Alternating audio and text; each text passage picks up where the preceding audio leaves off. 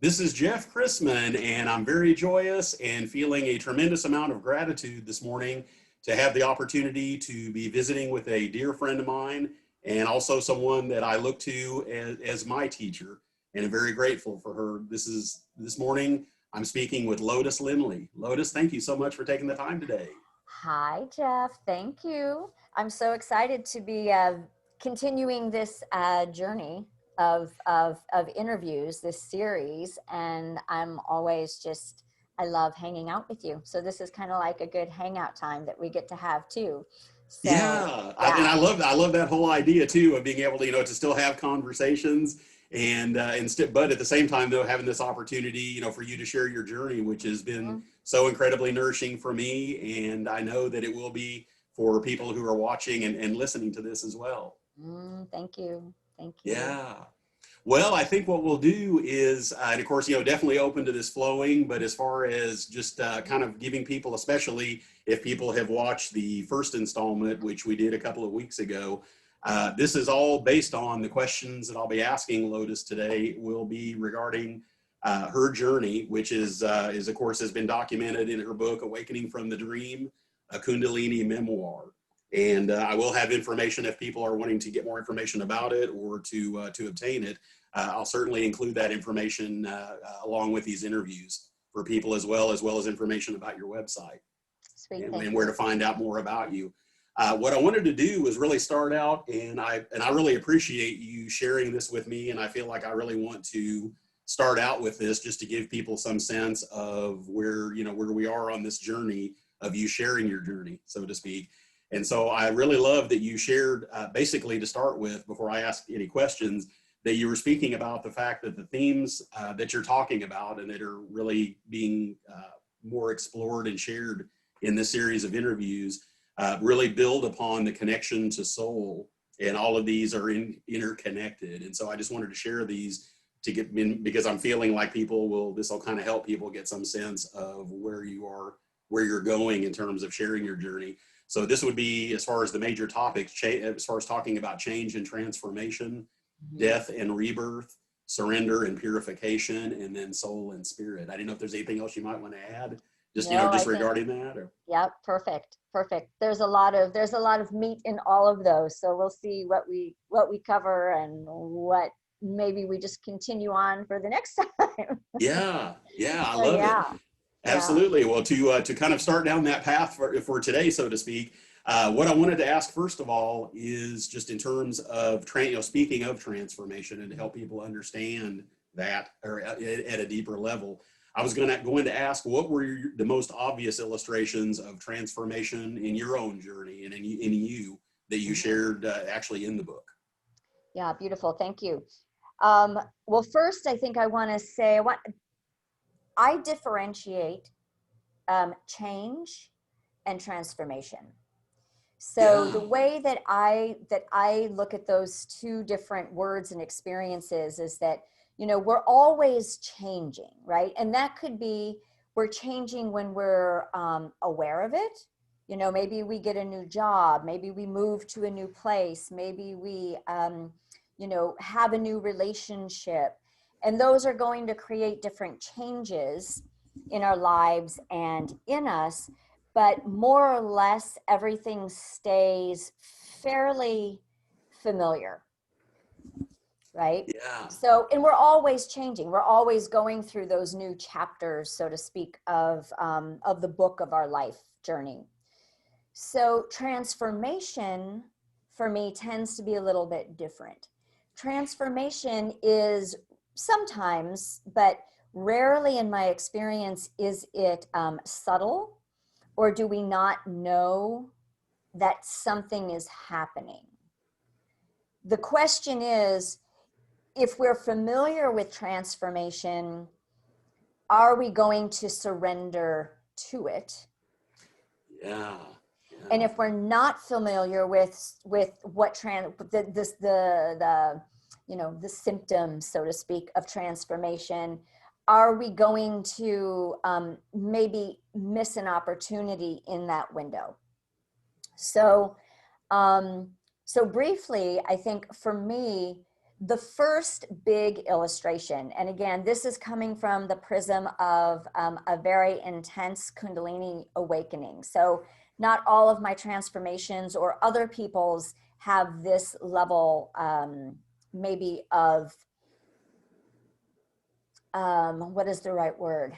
Maybe not this level of discombobulation. However, many people on the spiritual awakening path do. So for me, it was definitely after I received Shaktiput, which is an energetic transmission from a living teacher most of the time that ignites a person's Kundalini. And the level of the rising in the Kundalini specifically will be based on a few things: devotion, the soul's prior work in this area, ability to surrender, and so the karma, and then the devotion, I think I mentioned. So the first part of the transformation was fairly blissful, and I knew the transformation was definitely happening. And so how did I know that? Well, literally everything about how I experienced reality began morphing. So reality as I knew it was no longer the reality that I was living in for probably about 9 to 10 months. And psychically, meaning my psyche, the ego, was definitely going through a very graceful dismantling up to that point. And then about 9 months in, everything took a very drastic turn. And so for about 2 months, I was in a very intense house of cards crumbling. So this was the moments where I was questioning my sanity. My body was going through intense purifications. Literally, I didn't know it at the time, but literally up through each of the chakra systems. So literally moving through, a lot of releasing and letting go through the intestines, bladder infection, urinary tract infection, moving up into a lot of more stomach issues, moving up through a respiratory issue. So all of these were happening very rapidly, very quickly. And in the interim, my mind, like my personhood, my brain functioning, was going through a lot of turmoil as well. So when I came out of that initial massive transformation, I really couldn't even think straight. And I really didn't know, I didn't really know who I was anymore, but I knew that I did not want to go any further into where I'd been. So I tried to hunker down and sort of regain my sanity back.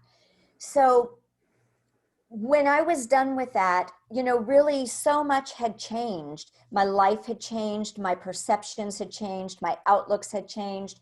And then I began making more changes in my life, right? So the changes, like the mundane changes, followed this transformation that had happened, this collapse of who I'd been into me, but not really me anymore.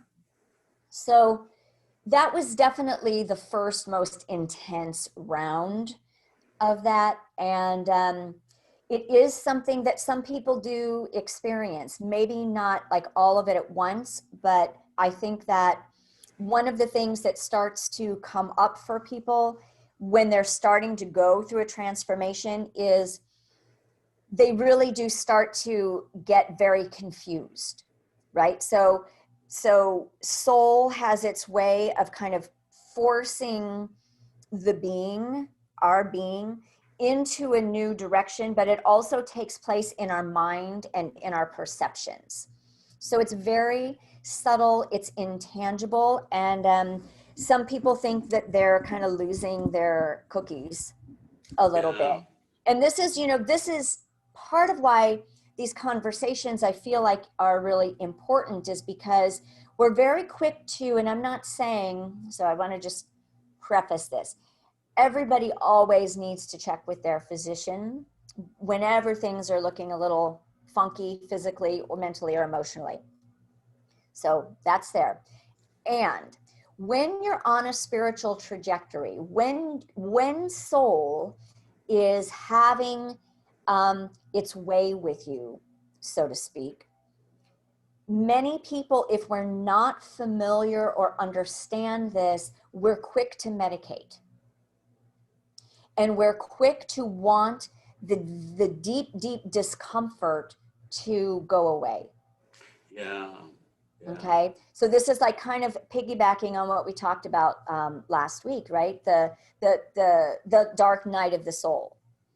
And when we're going through transformation, your entire reality is supposed to collapse, right? So let's take this out from the micro to what's happening in the macro. Yeah. Okay?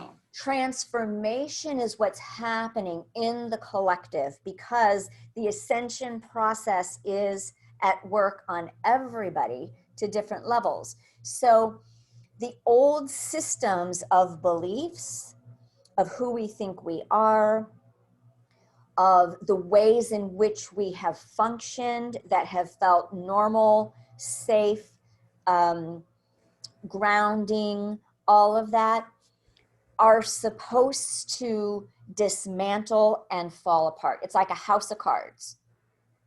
The house of cards is supposed to crumble, or the way that I had experienced it numerous times. So every time there were, three kind of major points. I think I'll skip to the second or the third one. Yeah. The third one was much more of a death and dying process, and it lasted for months. And it was when I moved to Tucson, when my husband and I moved to Tucson, and I talked about this a little bit last time. My agenda was to be in school, but my soul had a different plan, which was to be in that yoga nidra state spontaneously for very long periods of time. As this was happening, I was also dealing with a heart issue that had come up prior to moving to Tucson, which was diagnosed as a literal condition. However, it was purifying energetically, because the heart chakra was going through a lot of breakdown, okay, for the new to break through.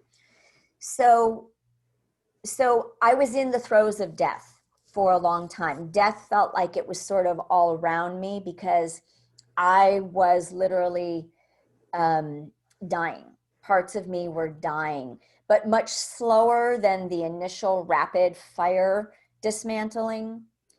And had I not understood how to rest into the feelings of the transformation, in that version, there was a lot of deep, deep melancholy. I felt very detached and disconnected from love, from other people, even though, I might be around other people. They felt very distant to me. It was almost like I was sort of underwater for months. And I think some people talk about that, like depression being similar to that. And is all I could say is like, death just felt looming. But when I got through the other side of that, there was a rebirth.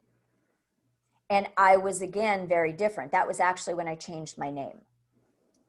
I came out as a very new person.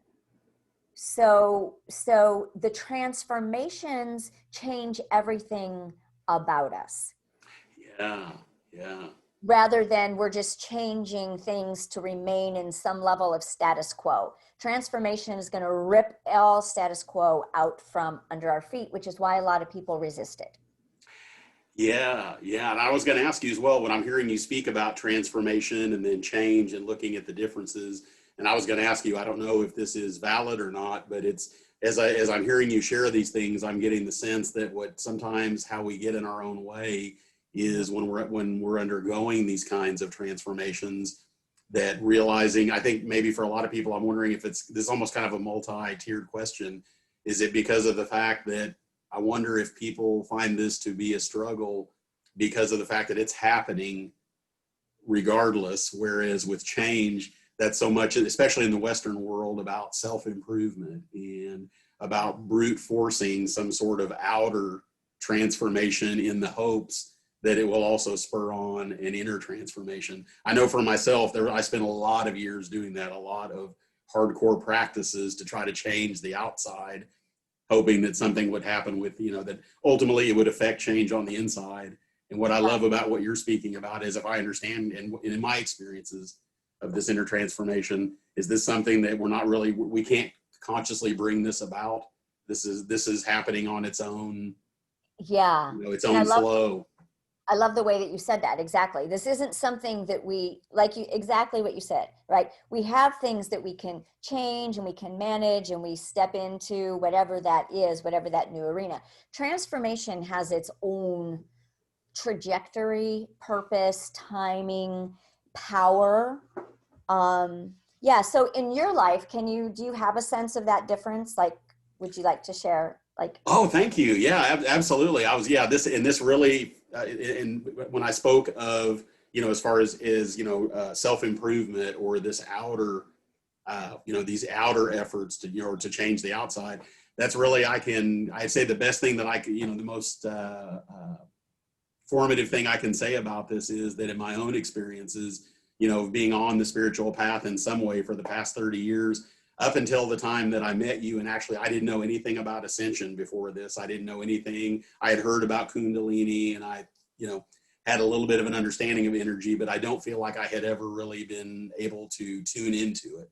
Mm-hmm. And so as someone who, I spent a lot of years doing hardcore Zen practice and various mindfulness practice and, outer yoga practice, but it was always about, I had to do this outer stuff. I had to go places and be with groups and listen to teachings and read this and do this in the hopes that it would change, that it would bring about some inner change. And not long before I met you, which was early this year, I found myself coming into this year feeling a tremendous sense of darkness and emptiness. And I've read recently that in some cases that, these hardcore outer practices that we do, sometimes we're waiting for the payoff. We're waiting for, I want to have more light in my life. I want to, be more light to the world. I want to do these things, but I'm trying and I'm trying and I'm trying. But I really hit the wall with that. And after, we talked earlier this year, when I interviewed you on the podcast, and then I experienced light language, and I began to learn from you about ascension. It's almost, in a way, it's like at some point I realized, what have I been trying to do all these? And it's not to say there's anything wrong with doing outer practices, if that's what people are moved to do. But I suddenly woke up one day, and kind of like, this is a weird pun almost, but this is the only way I can say it, the light came on. And when I say that, I mean, and it's not just a metaphorical light. All of a sudden, I started seeing light. I started feeling more light. I started feeling energy. Things started happening. And it's almost like once I finally realized I didn't have to do all this other stuff to kind of gin the machine up, so to speak, I started experiencing, genuine joy for the first time, and being able to see that light.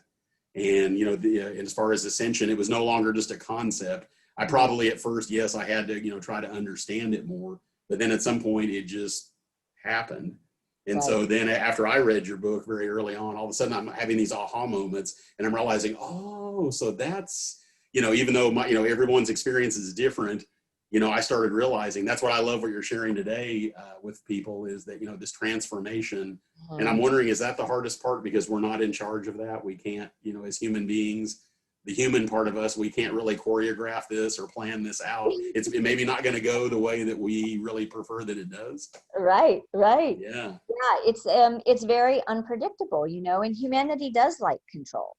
We've been Yeah. conditioned to not only control, I believe, but also to really just view our lives as very one-dimensional on this three-dimensional plane. And for me, it's like when we start really recognizing soul as its own entity, as a part of us, for me, that was this like, oh, there's a lot more to who I think I am. And Yeah. I'm not just this personality. And we read about it, we hear about it. Oh, the ego and all of this, but it's that direct experience. I think some of like the preparation that you're talking about, the yoga, the practices, all of that is a preparation for something much bigger. Even the harmony and balance and peace that we start to access is still just a preparation for the transformation that will knock. I mean, I believe, not everybody, but I believe that at some point, to whatever degree for each person, we have to be blown open. Our minds have to be blown. Yeah. Which is Yeah. why people now more and more tend towards using medicines. Okay, because the medicines are a way of inducing these mind-blowing moments, because like that is a way that we can sort of orchestrate, right, Oh, those yeah. aha and big transformational times. But then the question remains is, if we're only finding it through medicine, is it rocking us to the degree that we're going to literally turn upside down and inside out in a way that's going to create a lasting direct experience, wisdom, knowledge, and effect? Yeah. So they can all go hand in hand, but yeah, we have to at some point get something blown, Yeah. you know. Yeah. Yeah, and I was going to say that, and for me, that moment, through reading the book and then talking to you after, and this is, I'm hoping that this is that I understood what I learned, what I learned from you in this regard. I had never realized before, when I thought of yoga, I thought that these were practices that you basically did certain poses or certain asanas so that it would bring about certain benefits, which I get that and understand and have done that myself, and not that there's anything wrong with that. But I never understood before when you talked about, for instance, the spontaneous movement that you experience and that the Shakti moving through you, and finding yourself, doing spontaneous yoga poses. It just completely blew my mind, because I didn't realize that that's ultimately what this, that's where those poses came from. It's almost like it's the other way around. It wasn't someone figured out, hey, this is what you do and this happens. These are people who actually went into these states, Right. Went deep inside enough to have that Shakti moving or the Kundalini moving through them, to the extent that where there were these spontaneous movements of the body. And so I didn't know if this is related, a little bit in terms of energetic transformation. Yes, for sure. And the people that I work with, because I do work with people one-on-one, not right now during this time this year, but to help people to learn how to surrender into the Shakti. Even the mainstream Kundalini practices, which are great and powerful, they're still implementing some level of the human control through techniques and through an orchestration, so that the process happens with more ease and grace, so to speak, which is great Yeah. and fine. The Shakti Kundalini practice is very different, because you're removing all constraints And really what it is it is a path of surrender, because you are learning to surrender not only your physical body over to a whole, what feels like sometimes a whole other entity within you, but the levels that transforms in your brain and through all of the chakras and on our ego identification happens very, very, very rapidly. So it might be more subtle along the way once, at certain points, but the surrender piece is big for, right? Yeah. Whether we're just like hitting the wall in our life and feeling like, we can't do something anymore. And there's like this build up, right, of anxiety or nervousness, or something wants to explode. And we're afraid to let it explode. Yeah. You see, Yeah. it's kind of the opposite of like a depression, right? Some people will go into like a deep depression rather than move into the big transformation, because the big transformation will change everything that is known. And on some level, ego always sort of knows these. So, so it's really recognizing how key surrender is to getting out of the way, like you said earlier, and recognizing that we are so much more than our person. Yeah. Yeah. And is it that mind's tendency to, if we're not aware of it, to get in the way of trying to figure out, okay, what's wrong with me? Am I crazy? Why is it? And I guess this is all, I guess, the way we're wired as human beings. Yeah. Yeah. But I get the feeling though that it's maybe being able, it's part of that surrender, being able to let go of the mind's need to understand everything about what's going on and to conceptualize it. And Yes, for sure. For sure. And, once we start surrendering, it does start happening fairly quickly, as you've noticed as well. yeah, Once we yeah, tap into the energy, right? However we want to term it. Once we surrender to that, and everything will start happening much more organically, but then we still have to keep surrendering to follow it, right? So one of the things, right, like one of the things I talk to people or tell people whenever we're doing activations with light language. So after this, listen to your body, follow the body, because the body will start to guide. Soul, right? The body will start to guide, or highest self, however we want to look at this configuration. And everybody's got yeah, their own take on that. And I don't want to complicate it, but it's all one anyway. yeah, So soul tends to be easier for most people to start to grok. And I think that that's an important place to start if you're starting. But to listen to the body, because, say for instance, well, I'm curious, let me just ask you. So after you first started getting your activations, did you notice that there was a shift in your, like, what your body was leading you towards? Whether it was absolutely. diet, rest, activity, exercise, what was that for you? Yeah, I was going to say it, probably the biggest thing that happened for me first was the one day when I woke up and had that aha moment that, I've always operated under the paradigm, because I identified as someone who's been chronically depressed. I've got to figure out things to do to have more light. I've got to figure out things to do and while I've understood for a while the difference between joy and happiness. So I wasn't really chasing happiness, because I realized it was really about trying to get myself in a position where I could experience joy, and no understanding, from the Buddhist standpoint, that this is something that organically rises up within us. But I was always thinking that I had to do something to feel these things. And so if I was feeling not particularly, not really feeling a lot of joy and feeling sort of dark inside or just kind of empty, I needed to do something in order to, and when all of a sudden I woke up one day and it was just literally, and I don't mean wake up like wake up out of bed, but all of a sudden looking around going, wait a minute, I am feeling joy, and nothing's really changed externally. I'm living my same life. I'm dealing with the challenges and all of the karmic stuff that I have created for myself, and all of my, what's the word I'm trying to use? My behavioral history and my own choices. But yet, there was no magic thing that was changing all that stuff outside.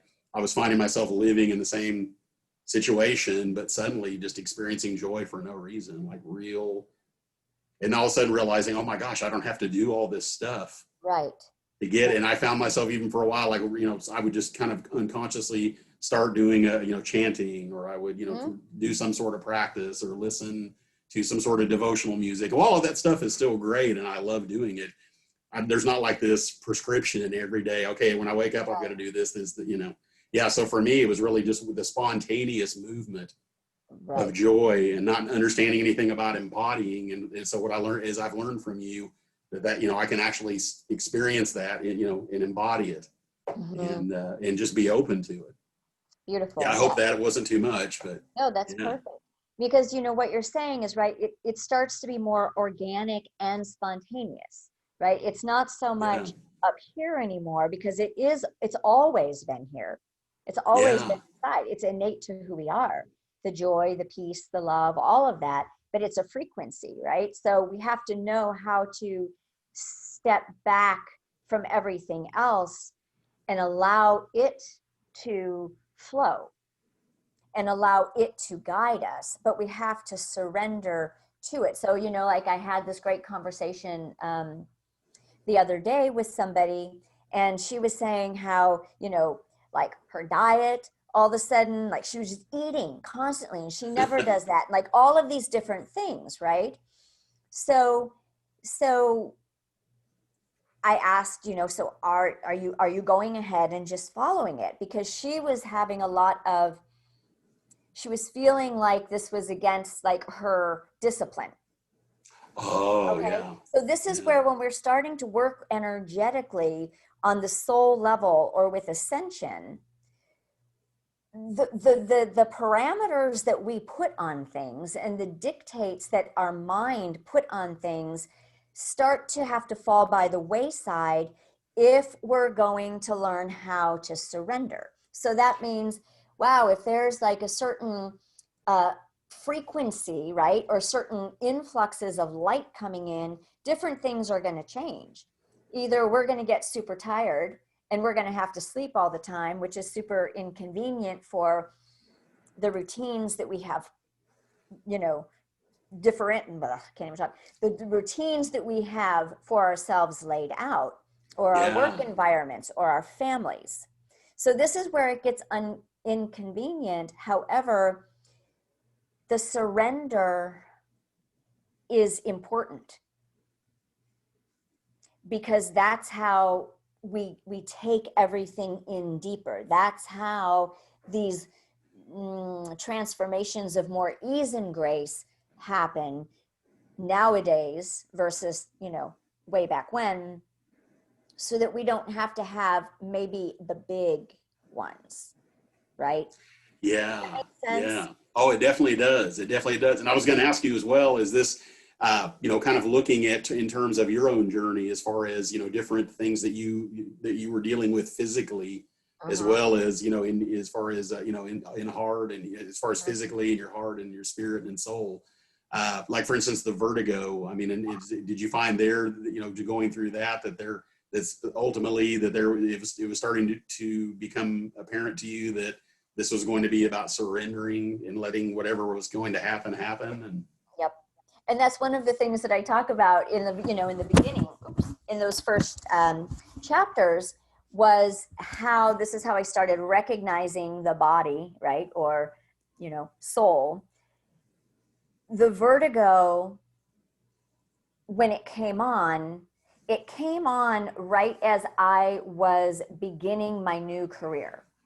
Okay. Which it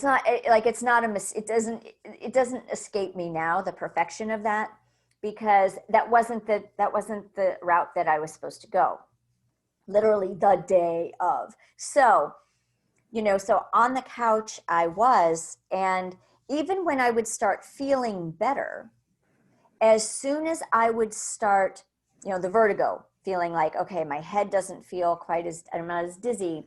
So then I would start preparing for my next moves, right? As soon as I get off this couch, and then boom, the vertigo would come back. Oh, wow. So Yeah. basically, I couldn't even begin to think or vision or try to fix the life that was crumbling around me. And then even after that, even after I surrendered a little bit, I still was running up against not being allowed, right? Not being allowed to do certain things. Like I couldn't pick up a book and read. I couldn't occupy myself. I couldn't even write in my journal. The only thing that soul would let me do was lay on that little and stare out the window. Yeah. I mean, Yeah. it was so the communication became so clear of what was being demanded of me by a whole other part of myself. And and as I say in the book, I mean, I kicked and screamed for that first couple of weeks. I was devastated by what was happening, and I was angry, and my whole life, all of my stories of failure and all of my stuff, right, Yeah. started coming up, and I could do nothing but sit through it and feel it and witness it and feel the pain of that. So yeah, so surrender spoke to me very early on. And then once it started moving through my body, that was like a whole other level of surrendering the mind. Yeah. So like, oh my gosh, am I possessed? I mean, like literally, right? Oh, yeah. Like, am Yeah. I possessed? Like, what is this that's taking me over? What is this that is like, making me say things? I didn't know I was doing light language then.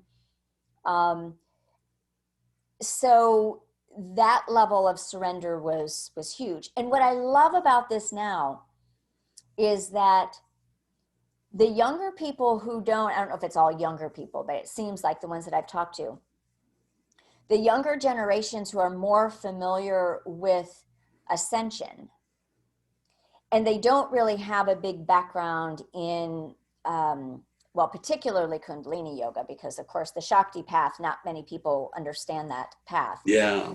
But they refer to their spontaneous Kundalini relationship as light language. Oh, Refer okay. to when their body starts going into postures and starts doing things, instead of them saying, oh, the Shakti or the Kundalini is moving through me, they refer to it as light language coming through them. Yeah. When they're spontaneously doing mudras, when they're spontaneously, speaking seed mantras, this is light language to them. Oh, yeah. So that was so interesting to me when I found that out just a few years ago. And I ran into a little bit of like, well, but wait a minute. No, that's really Kundalini. Because don't you know that, right? So in my head, I was aware that I was trying to keep the traditional box. Oh, yeah. Yeah. Versus, oh no, this is the evolution, which is Yeah. why I got on that path as well. Because it's the evolution of that very ancient way that we understand Kundalini through the, yogic. The inner yogic, the Yeah. initiatory inner yogic traditions. So Yeah. And I was going to ask as well, kind of, related to that, or at least I'm hoping it is, talking about, for instance, the, some of the spontaneous things that soul was moving you towards. When you spoke about in the book about once you moved to Tucson, about the, the yoga nidra states that you would go into, and that those were, that you found those deepening, and also the periods of time that you would be experiencing that or in that consciousness for longer periods of time. And so I thought it would be really interesting to hear, how that relates to surrender and to this energy moving, moving the way that it does. Yeah, thank you. Yes. So the way that, yes, definitely everything was getting deepened. Everything was getting, it's like, no, we're going to do what, we want to do, meaning soul and whoever else was working with me. And you have to trust that this is in your best interest. So I had to continuously put what I thought I needed, right? What I thought I needed to be doing. Okay, because we think we're the doers. Yes. What I needed to be doing in order to create the life that I wanted, right? To do my purpose, to be of service. Like I had the thoughts, I had my agenda. And what soul kept saying was, come this way. Oh my gosh. I mean, and this was years in. This was like 8 years in, right? So, Oh, and I wow. was Yeah. still just like, no. Don't you know I'm supposed to be in school? Like,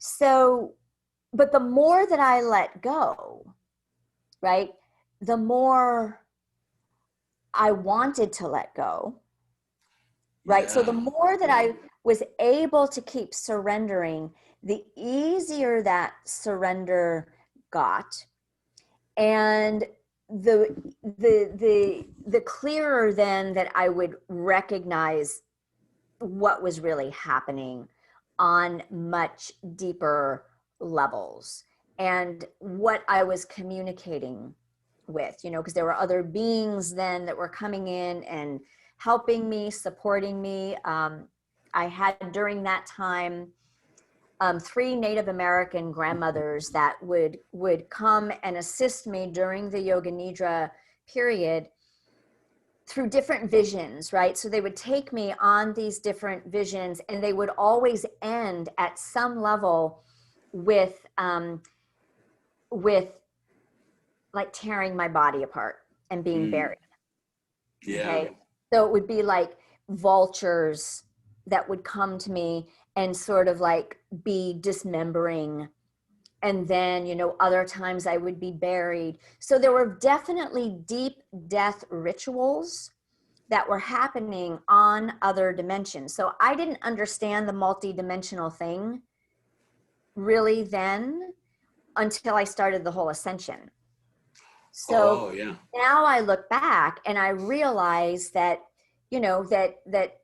yeah, I was being taken through very specific initiation processes through multidimensional, beings and helpers. I worked with some Egyptians for a period of time, same thing, different rituals. That never would have happened if I didn't let go. So the deeper transformations that were happening in my being and in my psyche, right, and in my heart and in my body, because they were healing different parts of my body as well, and would never have happened if I wouldn't have surrendered to that.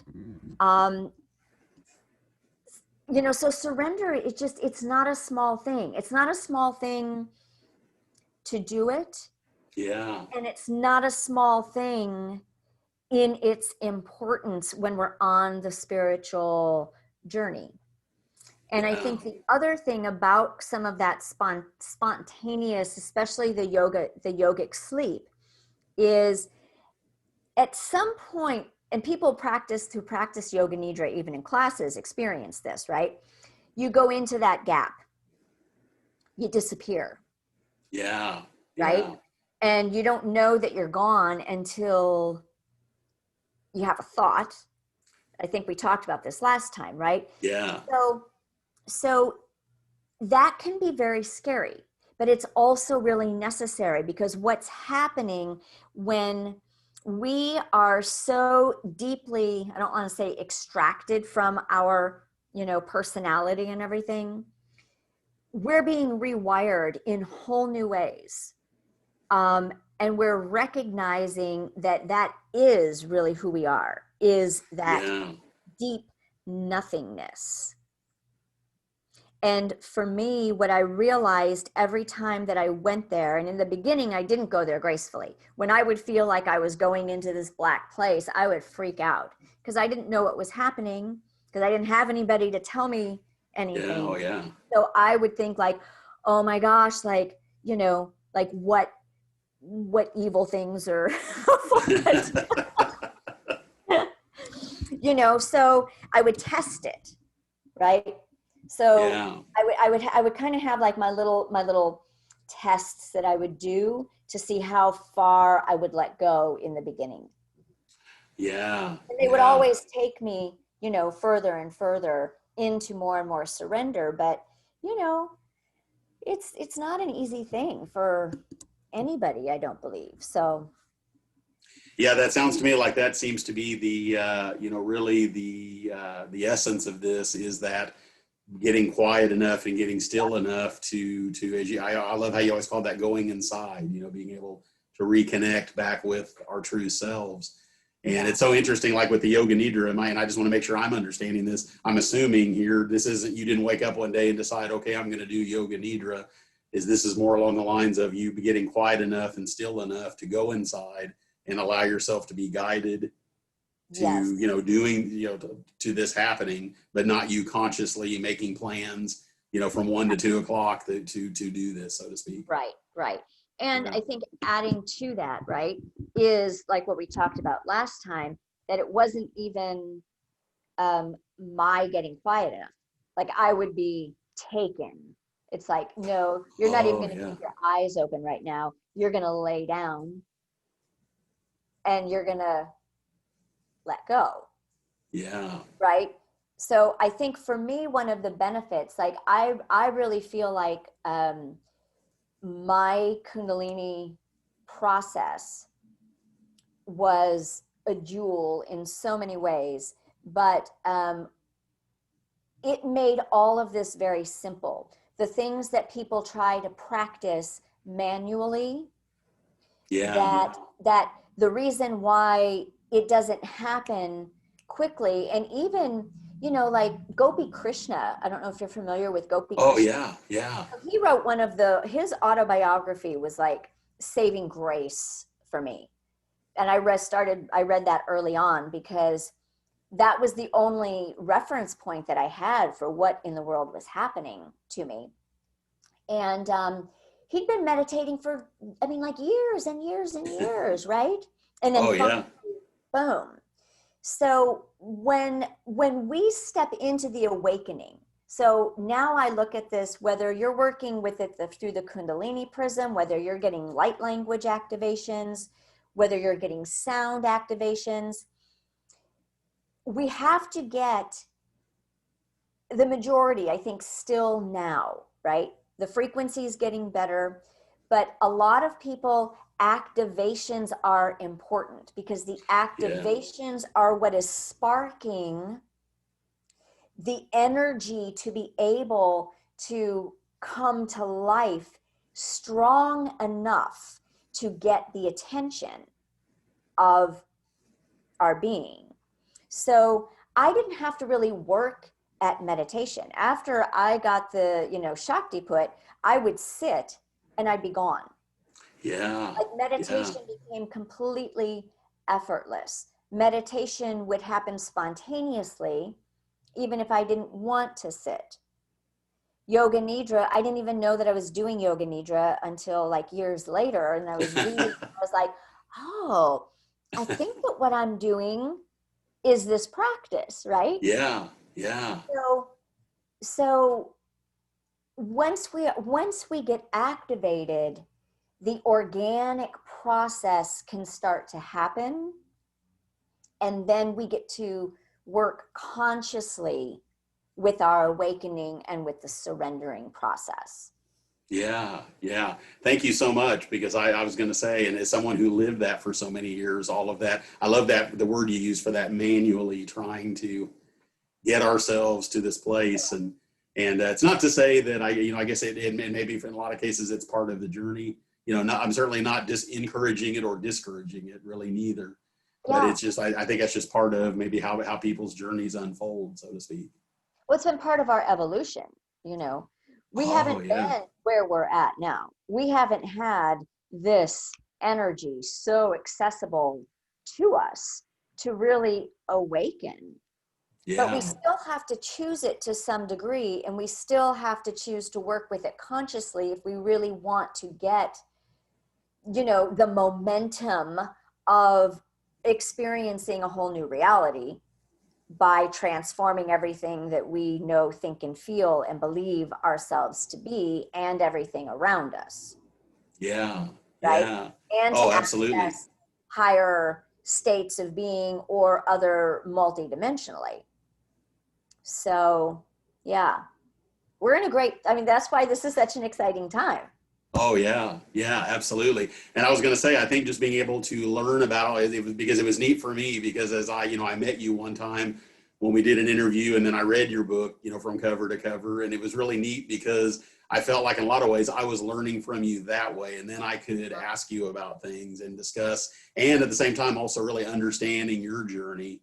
Mhm. I felt like in a lot of ways that was actually an active. I mean, I don't know if this is going too far, but I feel like it was an activation for me. In other words, yeah, it's not like I even felt like you expected me to read it. You shared this with me out of the kindness of your heart, and I didn't feel it would. There was no feeling like I have to do this, but I was moved to, and Yeah. it does really feel like in some ways it was an activation, or well, I should not was it was and is an activation. Yeah. And I love that you say that because most of the book is literal journal entries. Yeah, So we're working with vibration, right? We're working with the state that I'm in as I'm writing. So I kept the majority, not not all of it, but like there are very key pieces that were definitely infused with a lot of energy. And there are a lot of teachings that I share from both Yogananda with Jesus, Mary Magdalene. I think those are the main, some with from my teacher Gurudev as well. Those are energetic, right? It's like yeah, those downloads, they carry the energetic impression and imprint for whoever is open to receive them. yeah, yeah. So there is a lot of that in there. And I'm Yeah, happy. I'm definitely appreciative of being able to have been able to experience that. And Yeah. I really appreciate all that you shared today. And I know that as we're kind of coming to a conclusion to kind of tie all this together, so to speak, one of the things I wanted to ask, in terms of what not betraying anyone's confidences, but in terms of just what, your experiences have been working with people, really understanding some of the issues that come to the surface for Mhm. people when they're in the process of transformation, just in terms of what you have learned in your work with people, and things that you've seen. Yeah, it runs the gamut. Some people have a smoother time, and everybody has their own level at which they want to journey to, right?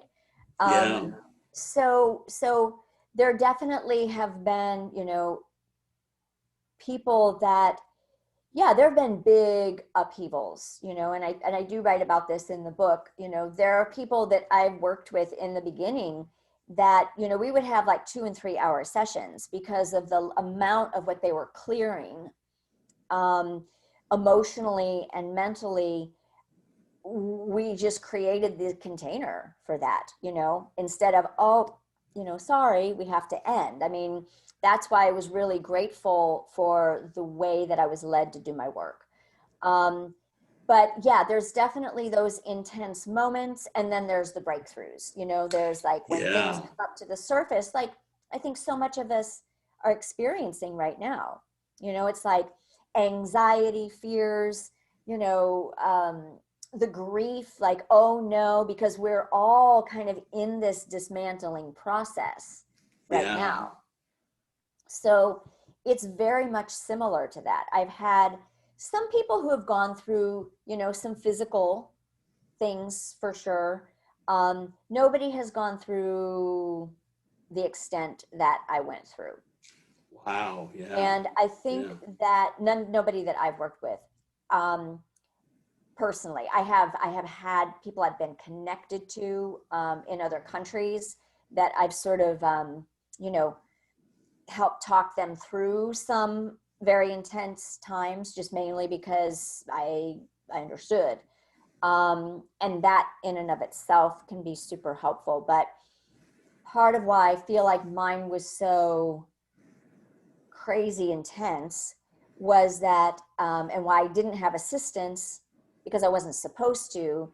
And goodness knows I complained about that a lot, Yeah. along my Yeah. path, Yeah.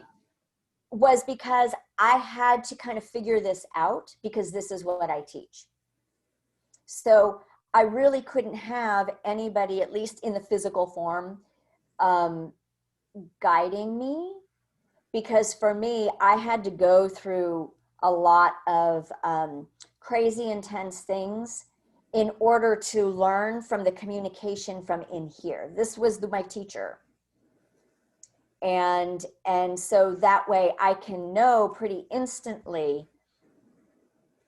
I mean, I can know in a pretty short conversation with people if we're talking spiritual things, and if they're talking like, what's happening emotionally, I can kind of gauge with just a couple questions where they're at, and mainly assessing like the Kundalini and like what's going on, because even though everybody's experience is different, there's still very certain nuances and subtleties that are just understood energetically. Yeah. So yeah, so I mean, but everybody has their own journey. Nobody has had anything that's so horrific, or that they've said, oh my gosh, no, I don't ever want to do this again. But they have had intense times, and I think it's always the most intense times are always when our brain is reconfiguring, right? Because when our brain is reconfiguring, that's how we've learned to maneuver everything. And when literally it starts being rearranged inside, it's like a house that's been like completely ransacked. And people will know this. I mean, they'll understand this if they've experienced it. And it's like, nothing fits anymore. Yes. Yes. That Yeah. can be, I think, probably the most disconcerting for people, because with that goes, where is my control? Oh yeah. Does Or that trying make to sense? reach for that Yeah, prior orientation of how it, how yeah, the brain, how their mind yeah, used to function and work. yeah. And yeah. So, but I think, we're seeing a lot of that now, but again, with the ascension piece and where we're at energetically, it's not as drastic now. We'll have our foggy days, right? Like, the ascension symptoms are where we can't, remember like what happened an hour ago, and, or even 5 minutes ago, right? But, Yeah.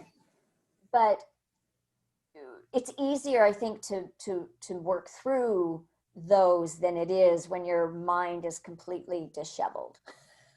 Oh, absolutely. Absolutely. I've definitely experienced that. Now I was Yeah. going to say, Lotus, this has been fantastic. I mean, this is, in some ways, just being able to, having you asking me some things, it really actually in some ways allowed me to kind of see this through a different lens, even Mm, my own experience, and then it really dovetailing it with what you're sharing as, it's been very nourishing. I'm very, very, very appreciative. you're so welcome. Thank you. Yeah. I'm appreciative as well. And Yeah, I would definitely like to do one or two more of these in the series. absolutely. We're Yeah. still good. Yeah. Because I was going to say, just being able to share your journey with people, as someone who's read about it and has talked to you, and heard what you shared, I really see that in a lot of ways, this can be, really, really nourishing and really healing and really activating for people to be able to, hear your journey and what you're sharing along with this.